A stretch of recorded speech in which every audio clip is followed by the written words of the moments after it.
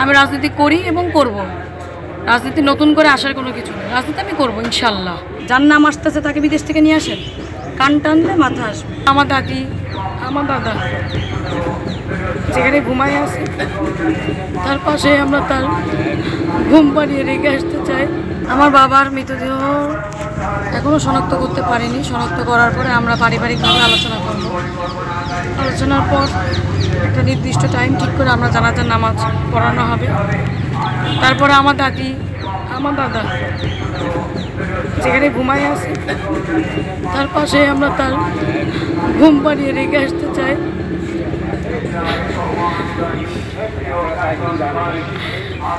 DNA test অবশ্য করা হবে। সেটার জন্য যদি আমার যাওয়া লাগতে পারে আমাকে জানানো হবে, আমি সেই মুহূর্তে আমি চলে যাব। রাজনীতি তো আসলে আসার বিষয় এরকম কিছু না। আমি তো রাজনীতি করি, রাজনীতি তো আমি ইনভলভ। আপনারা একটু খোঁজ খবর নিয়ে দেখতে পারেন। আমি খুব অ্যাক্টিভলি রাজনীতিটা করি এবং এটা আমার ফেসবুক দেখলেও আপনারা বুঝতে পারবেন। হ্যাঁ, বা মানুষের কাছে জিজ্ঞেস করলেও বুঝবেন। এটা রাজনীতিতে আসার নতুন করে কোনো কিছু না। রাজনীতি আমি করি। আমার বাবা ছিল, আমার বাবা যেভাবে আমার দেখিয়েছে, পথ দেখিয়েছে, সেভাবে আমি চলেছি। আমি রাজনীতি করি এবং করব। রাজনীতি নতুন করে আসার কোনো কিছু নেই। রাজনীতি আমি করবো ইনশাল্লাহ। মাননীয় প্রধানমন্ত্রী আমার অভিভাবক, সে আমার ধৈর্য ধরতে বলেছেন, ধৈর্য ধরবো। নিশ্চয়ই আমাকে ফেলিয়ে দেবে না। অবশ্যই আমি রাজনীতি করব। আমার জন্য দোয়া করবেন, আপনারা আমার পাশে থাকবেন। যাওয়ার জন্য যে প্রসিডিওর, ভিসা আমার ছিল না। ভিসা থাকলে আমি আরও আগেই যেতাম। আমি মাননীয় প্রধানমন্ত্রীর স্পিকারের সহযোগিতা, সবার সহযোগিতায় আমি ভিসাটি সম্পূর্ণ করতে পেরেছি।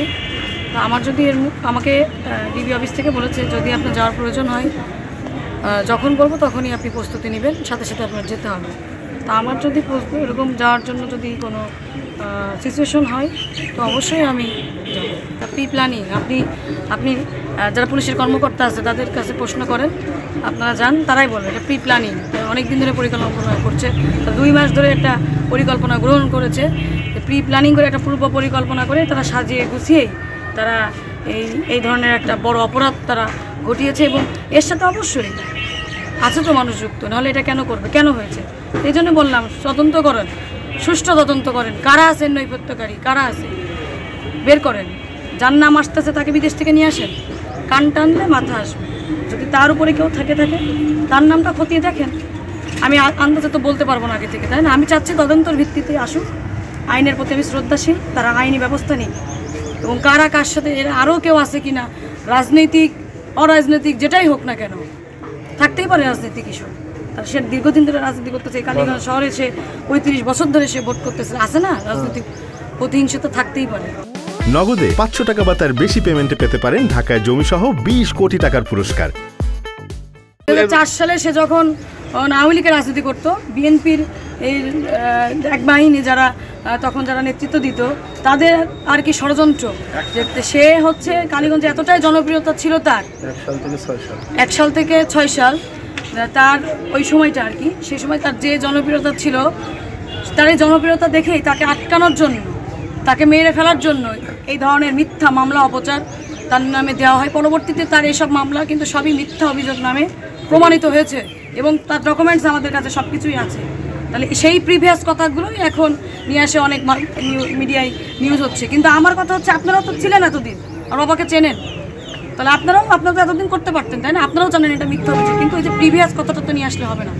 প্রিভিয়াস কথা কেন এসেছে, কী জন্য এসেছিল, তখন কী সিচুয়েশন হয়েছিল, আমার বাবার জীবনে কী ছিল, আমার বাবা 14 বছর জীবনের তাগিদে বাসায় আসতে পারিনি, আমার বাবাকে কাছে পাইনি, সে কথাগুলো আমাদের কাছে জানতে হবে, তারপরে নিউজটা করেন আপনারা। আমার এটাই অনুরোধ। অবশ্যই মাননীয় প্রধানমন্ত্রী আমাকে নিজে ফোন দিয়েছে, তার সাথে আমার কথা হচ্ছে। সে আমাকে বলেছে তুমি ধৈর্য ধরো, ধৈর্য ধরতে হবে, অনেক ধৈর্য দিতে হবে, ধৈর্যের পরীক্ষা দিতে হবে, ধৈর্য ধরো, আমি সাথে আছি। তুমি যা বলেছো, তুমি বলেছো আপা আমার বাবাকে খুঁজে দেন আপনি। আমি ইন্ডিয়ান টিম পাঠিয়ে, কলকাতার টিম, দিল্লি হাইকমিশন সবার সাথে যোগাযোগ করে আমি তাদের স্পেশাল টিম তারা কাজ করছে, তোমার বাবাকে আমি খুঁজে দিয়েছি। আমি আর কি করবো বলো? আমি খুঁজে দিয়েছি, পুলিশ তদন্ত করছে, রিপোর্ট আসবে, আমি পদক্ষেপ নেব। আর কি করতে পারবো বলো? আর কিছু করতে হলে বলো, আমাকে জানাও। আমি বলছি না আপা, আপনি যেটা ভালো মনে করেন, আপনি বিচক্ষণ, আপনি এ বিচার করেন। এর থেকে কি, আমার বাবাকে সে ভালোবাসতে, এটাই আমার প্রাপ্তি।